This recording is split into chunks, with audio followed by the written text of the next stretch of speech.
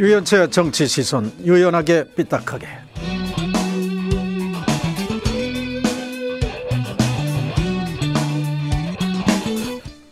4.13 총선 이제 한 달여 앞으로 다가왔습니다. 각 당별로 공천 윤곽이 속속 드러나고 있는데요. 더민주 오늘 2차 컷오프 대상을 발표했습니다. 야당의 대포다 이렇게 불린 정청래 의원이 포함됐고 모두 5명의 현역 의원이 공천 탈락 확정됐습니다. 자, 한편 새누리당 윤상현 의원 막말 파동 속에서 2차 공천 명단을 발표했는데요. 현역 컷오프는 또 미뤄진 것 같습니다. 정치권 주요 이슈 이종훈 평론가를 연결해서 알아보겠습니다. 박사님 안녕하십니까? 네, 안녕하세요. 네. 자, 오늘 오전에 더민주의 2차 컷오프가 발표됐습니다. 모두 5명.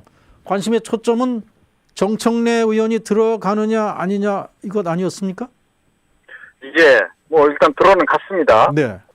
정청래 전 최고도 이제 관심사였지만 그 이외에 이제 친노계 가운데서도 좀 핵심으로 이야기되는 사람들, 그 사람들을 과연 얼마나 이제 정리를 할 수 있을까 이게 이제 관심사였었는데요. 네.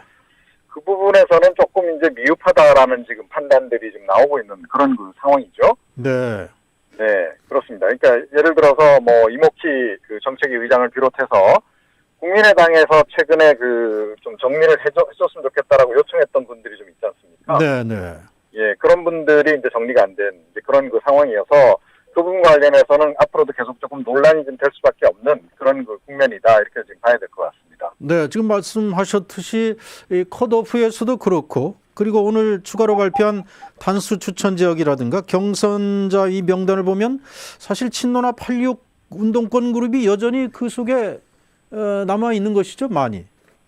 네, 그렇습니다. 그러니까 대부분 지금 다 살아남았다라고 일단 이제 아직까지는 그렇게 봐야 될 것 같고요. 네. 앞으로 이제 3차 컷오프를 이제 진행을 할 예정이라고 하니까 조금 더 이제 지켜봐야 되는 상황이긴 한데요. 네. 그런데 오늘 사실은 원래 예정대로라면 대거 좀 정리를 할 거다라는 얘기가 사실은 많지 않았습니까? 네. 그런데 정리가 좀 안 돼서 과연 이게 지금 더 추가로 하겠다는 얘기인지 아니면 이 정도 선에서 끝내겠다는 얘기인지 그게 좀 아직은 좀 불확실해 보인다 이렇게 지금 얘기를 해야 될 것 같습니다. 내일로 추가 컷오프가 예상이 된다는 예측이 있는데 네. 여기에는 지금 친박 핵심이라 할 수 있는 이해찬 의원을 비롯해서 또 3선 이상의 중진 의원들 초재선 의원들 아직 현역 50명의 공천이 이루어지지 않고 있는데 내일 컷오프도 그러면 크게 기대할 게 없다고 보시는 겁니까? 오늘 내용으로 봐서는 더 기대할 만한 게 뭐가 있겠는가. 그러니까 지금 이제 남은 부분은 우선은 이제 국민의당 쪽에서 요청했던 조금 전에도 이제 말씀하신 이제 이해찬 의원이라든가 친노계 핵심 중에 핵심 아니겠습니까? 네. 그리고 이제 문재인 전 대표의 이제 측근이라고 알려지는 이른바 삼철 가운데 한 분인 전해철 의원이라든가 또 조금 전에 말씀드린 이제 이목희 정책위 의장 이런 분들을 비롯해서 이제 문재인계라고 이제 이른바 이제 얘기가 많이 되는 분들을 이제 정리하는 그 폭, 이것이 이제 결국은 얼마나 이제 김종인표 공천이냐라고 말할 수 있는 그런 부분이 될 텐데. 네. 오늘 내용으로 봐서 그리고 이제 사실은 오늘 발표도 조금 미뤄진 거 아니겠습니까? 네. 그동안에 상당히 내부적으로 약간 힘겨루기가 있었다라고 지금 얘기도 좀 흘러나오고 있는 상황이어서. 네. 힘겨루기 결과 김종인 대표가 생각만큼은 본인의 의지를 지금 많이 관철시키지 못하는 국면이다. 그렇게 본다면 내일 공천도 그 연장선에서 좀 이루어지지 않겠냐 이렇게 지금 보는 거죠. 네. 그러면 국민의당 쪽에서는 이 친노 그룹과 운동권 그룹 척결의 진정성을 보여야 야권 통합이나 연대 논의가 가능하다 했는데 그럼 탄력을 받기는 어렵겠네요. 네, 오늘 1차 반응을 내놓지 않았습니까? 네. 국민의당에서 이제 친노 패권 세력들을 그대로 온전시킨 거 내지는 확대 재생산한 거다 이런 얘기까지 좀 썼어요. 네. 사실은 친노 패권 세력이 누구냐 일반 국민들은 잘 모르지만 누구보다도 국민의당은 가장 민감할 수밖에 없는 거 아니겠습니까? 네. 친노 패권 세력의 이제 기득권을 피해서 이제 탈당하신 분들이기 때문에 누구보다도 잘 아는 분들이죠. 네. 그래서 나름 이제 분류를 쭉 이제 하고 이제 계시는 그런 상황인데 그 이제 기대에 지금 미치지 못한다는 거고요. 우선 당장 이른바 5인방으로 이야기한 국민의당이 반드시 좀 해결해 주기를 원하는 그 친노 핵심 5분 가운데서도 지금 한 분 그대로 지금 경선으로 지금 살아날 수밖에 없는 그런 그 상황이죠. 김기현 의원 같은 경우에. 네네. 그리고 이제 정청래 의원 한 명만 지금 정리됐단 말입니다. 네. 그리고 조금 전에 말씀드린 나머지 세 분들은 지금 아직까지는 살아있는 상황. 그래서 내일까지 지켜보긴 해야 되겠으나 내일까지도 만약에 이분들이 정리가 안 된다라고 전제하면 국민의당으로서는 통합 논의에 나서지 않을 가능성이 굉장히 높다 이렇게 봐야 되겠습니다. 네.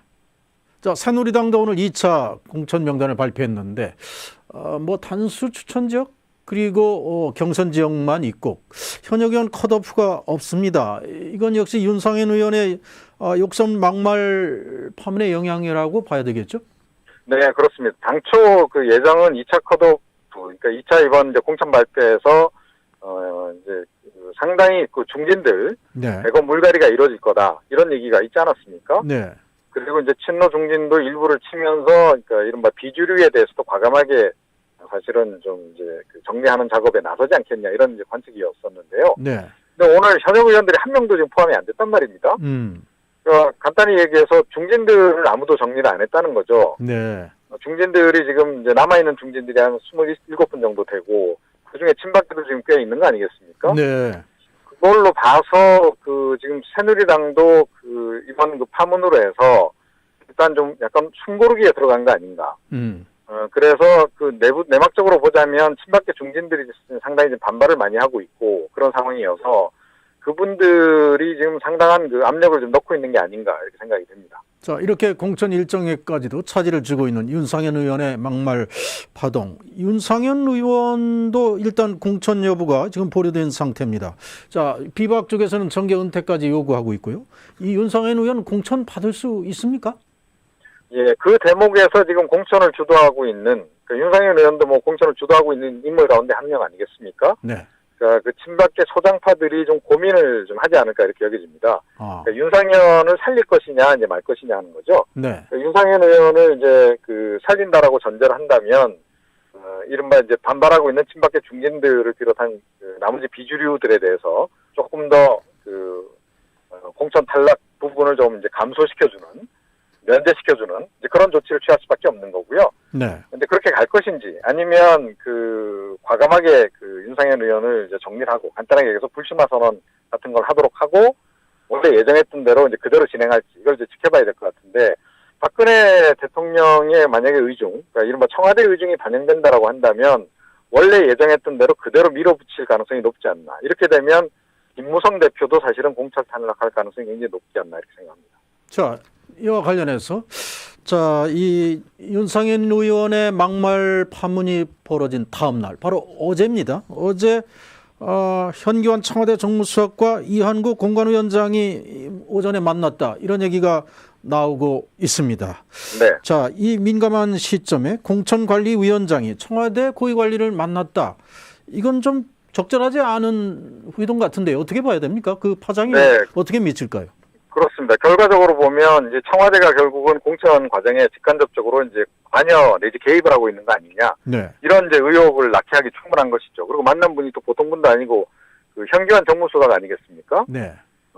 지난 19대 때 사실은 공천 작업을 실무적으로 다 했던 그런 인물이기도 하고 그런 상황이어서 사실은 윤상현 의원의 전화 통화를 통해서 일부 확인이 된 청와대 내지는 그 친박계 소당파들의 그 공천 개입이 이게 사실이 아니냐. 이제 이런 얘기가 이제 더욱더 지금 이제 나오고 있는 그런 상황인데요. 그러면 두 분이 왜 만났겠느냐. 이제 이 부분과 관련해서 이제 여러 가지 관측들이 좀 나오고 있는데. 네. 가장 유력한 설은 그래도 역시 윤상현 그 의원의 파문. 이것을 어떻게 좀 슬기롭게 넘길 수 있느냐. 이 부분을 논의했을 가능성이 높다. 자, 그렇게 보고, 그렇게 이제 본다면 사실은 오늘 있었던 그 2차 공천 발표와 관련해서도 뭔가 좀 그 조율이 좀 이루어졌을 가능성. 그래서 오늘 사실은 현역 의원들이 다 빠졌을 것으로 이렇게 추정도 해볼 수 있을 것 같습니다. 자, 그런데 청와대 현기환 수석을 만난 것이 확인된다면 이한구 공천위원장의 이 공천 발표, 공천 작업이 앞으로 계속될 수 있는 겁니까? 어떻게 봐야 됩니까? 그렇다고 해서 지금 공천관리위원장이 딱히 지금 뭐 어떤 하자가 없는 상황인데 네. 중간에 이렇게 교체하거나 이러기는 좀 힘들겠죠. 만약에 이제 그 윤상현 의원과 통화를 한 당사자가 이한구 위원장이었다. 이러면 이건 또 일파만파 또 상황이 또 커질 수도 있습니다. 네. 그런데 이항구 위원장이 일단 지금 다 지금 부인하고 있지 않습니까? 네. 만약에 여기서 이제 그 사실을 밝혀진다 그러면 이제 이항구 위원장이 뭐 위원장 자리를 당연히 내놓지 않으면 안 되는 상황이 될 거라고 보는데요. 그렇지 않으면 이제 그대로 그냥 밀고 갈 가능성이 높지 않나 이렇게 생각합니다. 네. 오늘 말씀 잘 들었습니다. 고맙습니다. 네. 지금까지 이종훈 평론가였습니다.